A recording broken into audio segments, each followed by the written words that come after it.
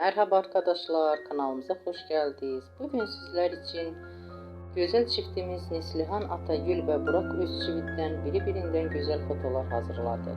Neslihan Atagül Kara Sevda, Yaprak Dökümü ve Fatih Harbi dizilerinde meşhur olmuşlar. Biz de sizler için onların romantik karelerini hazırladık. Bu videoların devamlı gelmesini istiyorsanız kanalımıza abone olup yorum yazmayı unutmayın. Herkese teşekkürler.